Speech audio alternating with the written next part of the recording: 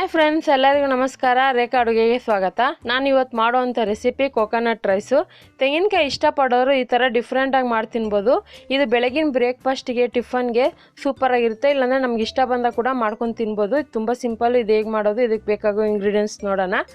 ನೋಡಿ, ಒಂದು ಕಪ್ಪಾಗೋಷ್ಟು ಅನ್ನ ಸೋನಾ ಮಸೂರಿ ಅಕ್ಕಿಯಲ್ಲಿ ಮಾಡಿಟ್ಕೊಂಡಿದ್ದೀನಿ, ಉದ್ರಾಗಿ ಮಾಡಿಟ್ಕೊಂಡಿದ್ದೀನಿ. ಮತ್ತು ಸಾಸಿವೆ ಜೀರಿಗೆ 2 ಸೇರಿ 1 ಟೇಬಲ್ ಸ್ಪೂನು, ಕಡಲೆಬೀಜ 1 ಟೇಬಲ್ ಸ್ಪೂನು, ಕಡಲೆಬೇಳೆ ಒಂದು ಅರ್ಧ ಟೇಬಲ್ ಸ್ಪೂನು, ಬ್ಯಾಡಗಿ ಮೆಣಸಿನ್ಕಾಯಿ ಮತ್ತು ಹಸಿರು ಮೆಣಸಿನ್ಕಾಯಿ 2 ತೊಗೊಂಡಿದ್ದೀನಿ. ಮತ್ತು ತುಪ್ಪ 1 ಟೇಬಲ್ ಸ್ಪೂನು, ಎಣ್ಣೆ ಒಂದು 2 ಟೇಬಲ್ ಸ್ಪೂನು, ಮತ್ತು ಕರಿಬೇವು ತೊಗೊಂಡಿದ್ದೀನಿ ಒಗ್ಗರಣೆಗೆ. ಗೋಡಂಬಿ ಒಂದು 10 ರಿಂದ 15, ಫ್ರೆಶ್ ಆಗಿ ತುರಿದಿರೋ ಅಂಥ ತೆಂಗಿನಕಾಯಿ ತೊಗೊಂಡಿದ್ದೀನಿ, ಸುಮಾರು 1 ಕಪ್ಪಾಗೋಷ್ಟು ತೊಗೊಂಡಿದ್ದೀನಿ. ಮತ್ತು ರುಚಿಗೆ ತಕ್ಕಷ್ಟು ಉಪ್ಪು. ಈಗ ಹೇಗೆ ಮಾಡೋದಂತ ನೋಡೋಣ. ನೋಡಿ, ಸ್ಟವ್ ಮೇಲೆ ಒಂದು ಬಾಣಲಿ ಇಟ್ಕೊಂಡಿದ್ದೀನಿ. ಸೊ ಈಗ ಇದಕ್ಕೆ ತುಪ್ಪನೂ ಎಣ್ಣೆ ಹಾಕ್ಕೊಳ್ಳೋಣ. ತುಪ್ಪ ನಿಮ್ಗೆ ಇಷ್ಟ ಆಗಲ್ಲ ಅಂದರೆ ಎಣ್ಣೆನೇ ಮಾಡ್ಕೋಬೋದು. ಸೊ ತುಪ್ಪ ಹಾಕೋದ್ರಿಂದ ಒಳ್ಳೆ ಟೇಸ್ಟ್ ಇರುತ್ತೆ ತೆಂಗಿನಕಾಯಿ ರೈಸ್ಗೆ. ಮತ್ತು ಎಣ್ಣೆ ತುಪ್ಪಕ್ಕಾದ್ಮೇಲೆ ಸಾಸಿವೆ ಜೀರಿಗೆ ಹಾಕ್ತಾಯಿದ್ದೀನಿ. ಇದು ಚೆನ್ನಾಗಿ ಫ್ರೈ ಮಾಡ್ಕೊಳ್ಳೋಣ. ಚೆನ್ನಾಗಿ ಸಿಡಿಬೇಕು ಸಾಸಿವೆ. ಇದ್ರ ಜೊತೆಗೆ ಗೋಡಂಬಿ, ಕಡಲೆಬೀಜ ಮತ್ತು ಕಡಲೆಬೇಳೆನೂ ಹಾಕ್ತಾಯಿದ್ದೀನಿ. ಇದು ಹಾಕೋದ್ರಿಂದ ತಿನ್ನೋವಾಗ ಒಂದೊಂದು ಸಿಗುತ್ತೆ, ತುಂಬ ಚೆನ್ನಾಗಿರುತ್ತೆ.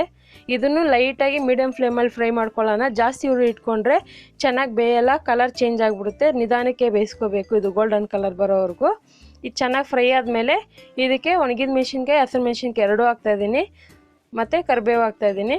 ಖಾರಕ್ಕೆ ನಿಮಗೆ ಜಾಸ್ತಿ ಬೇಕಂದರೆ ಹಸಿರು ಮೆಣಸಿನ್ಕಾಯಿ ಖಾರ ಜಾಸ್ತಿ ಹಾಕ್ಕೊಬೋದು, ತುಂಬ ಚೆನ್ನಾಗಿರುತ್ತೆ. ಇದು ಚೆನ್ನಾಗಿ ಲೈಟಾಗಿ ಫ್ರೈ ಮಾಡ್ಕೊಳ್ಳೋಣ. ಇದು ಫ್ರೈ ಆದಮೇಲೆ ತೆಂಗಿನಕಾಯಿ ಹಾಕ್ತಾಯಿದ್ದೀನಿ. ನಿಮಗೆ ತುರಿಯೋದಕ್ಕೆ ಟೈಮ್ ಸಿಕ್ಕಿಲ್ಲ ಅಂದರೆ ಚಿಕ್ಕದಾಗಿ ಕಟ್ ಮಾಡಿ ಮಿಕ್ಸಿಯಲ್ಲಿ ಒಂದು 2-3 ರೌಂಡ್ ಹೊಡ್ಕೊಂಡ್ರೆ ಸಾಕು, ತುರಿದಿರೋ ಥರನೇ ಬರುತ್ತೆ ತೆಂಗಿನಕಾಯಿ.